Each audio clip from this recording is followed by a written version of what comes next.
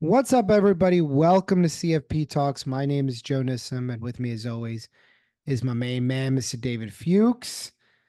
What up? Ready to start a new season? I love how I know it looks like I'm kind of buried in like a closet, I know but you look buried in a closet, but you're golf ready. yeah, You went to go grab your golf clubs and never came out. I'm in the business lounge in my apartment building, and there's like people in the background or whatever. So I just decided to blur it out. So that's why and there's like a soundproof room, so it's like Oh, perfect to that's cool. record.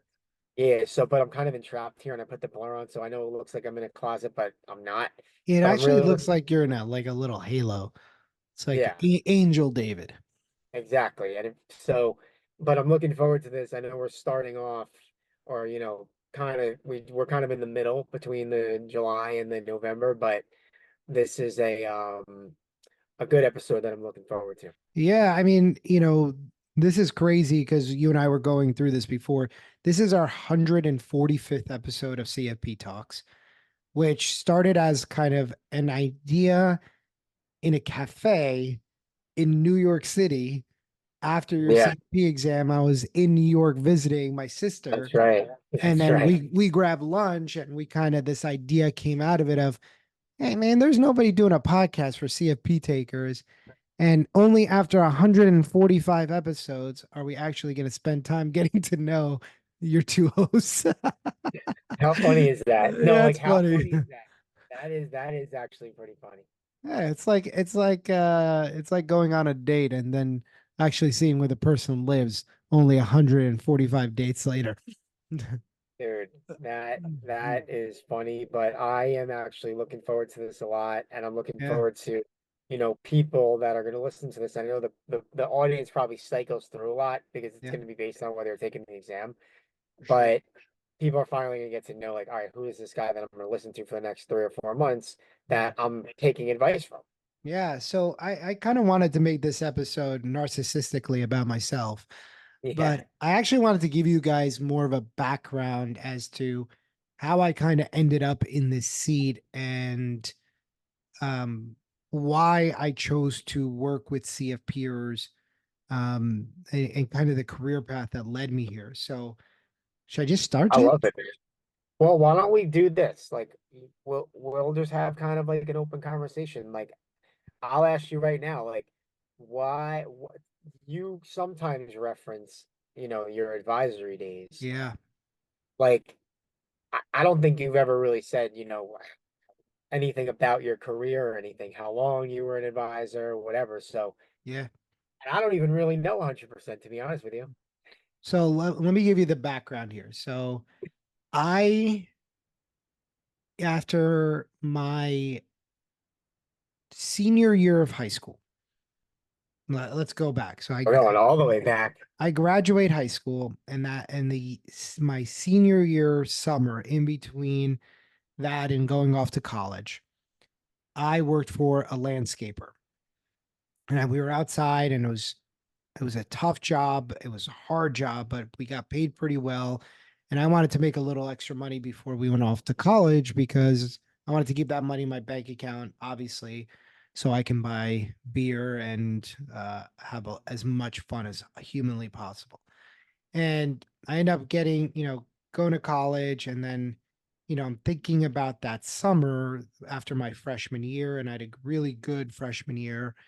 And I'm like, I don't want to fucking landscape again. Like that job was brutal. I'm like, I want to be in an office. And The I, smart thing I, to learn. so I tossed my resume out to one of the local offices near where my mom lived. It was right across the street from where I would work out at Fairleigh Dickinson University in Madison. And that's where I was training when I was competing in weightlifting. That's where we all train. And I would drive by this office park every single day. And I said, screw it. I'm just going to go there and I'm going to see if I can kind of submit my resume. So I walk in, I chat with uh, the branch admin, I believe what was her title? It was, I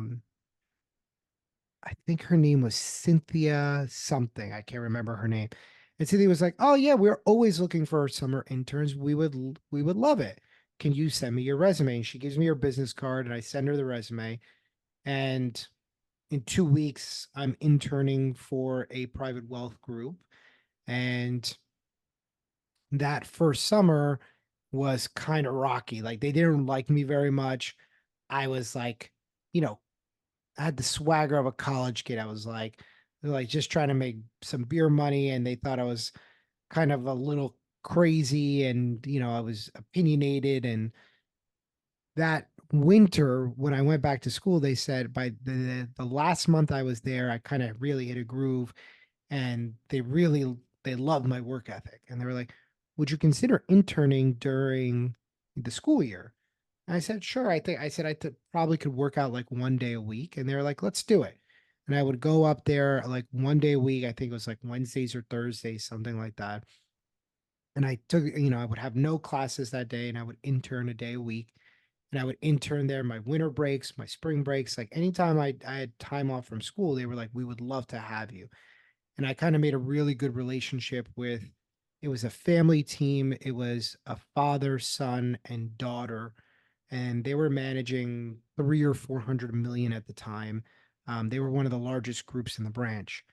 And I got to know the ropes, and then they asked me at the end of right in between my sophomore and junior year. One of the guys pulls me aside. He said, "Would you consider doing this full time and then going to school at night?" And I was like, "Absolutely not. No way. I'm not."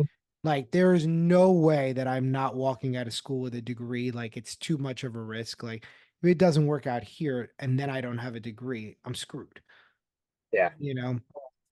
So, and I was lifting weights at the time and competing, and it was just, it was a convenient situation, and it was great. And I was like genuinely enjoying it.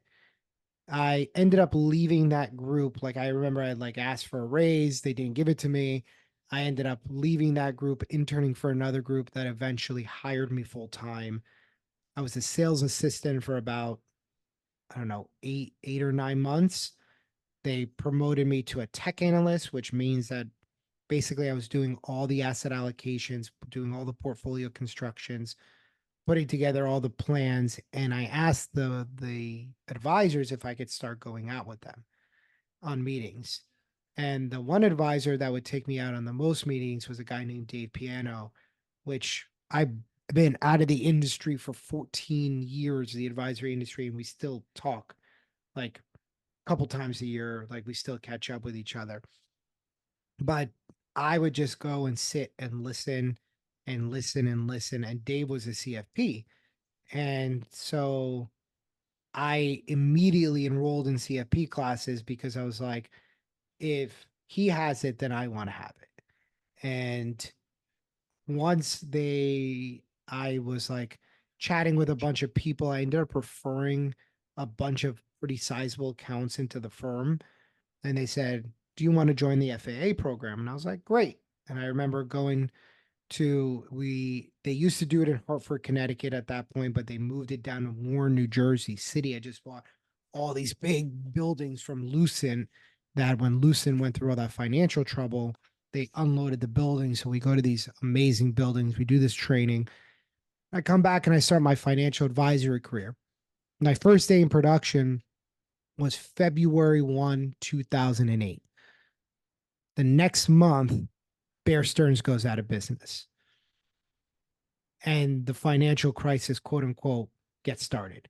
So the beginning of my career was right during That's that crazy. time where things were crazy. And it was like, they were kind of prepping me for the worst. Like I might lose my job. I might not have a job in a couple of months. And, it was kind of last in, first out type of thing. But, I was producing. And I said, the one thing that I could do is if I'm producing and I'm talking to people, then I might be in good shape.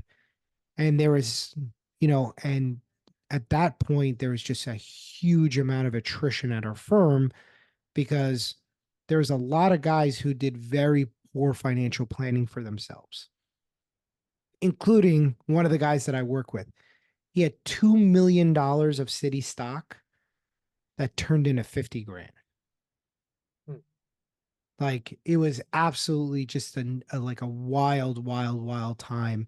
And I remember just being like coming home every day and like my jaw being sore from talking so much all day. Like it would just you would go in and you get to the office at 7:30 and the phone would start ringing at 8 and it would not stop.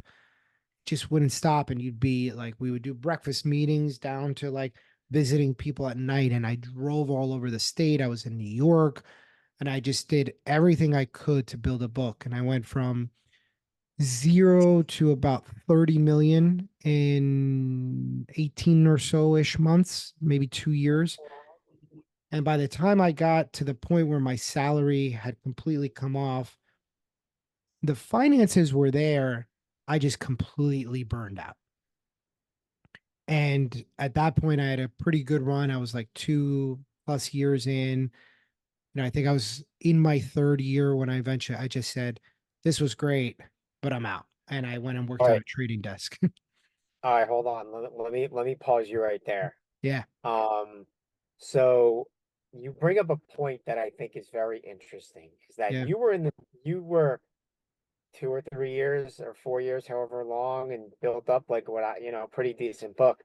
And you say you burnt out after Yeah. just a few years. Meanwhile, Yeah. you have people that are in the industry for 30, 40 years. Yeah. Like, what do you think that you did? Was there something that you maybe did that you'd go back and change? Or what advice would you give a young advisor that's probably taking the CFP soon to not get burnt out? Well, my entire mantra was go, go, go, go, go. And I wish I built my book slower. I went too much, too hard, too fast. And, in that industry at the time, it was you would come back in to, you come back in at night and you cold call, you come back in at night and so you work till 9 o'clock every night. There was a lot of the business development then. Oh, the business development killed me. But the thing is like you're becoming successful with that schedule, so you don't want to leave it. Yeah. And then when I did leave the new business development side of it, I was studying for CFP.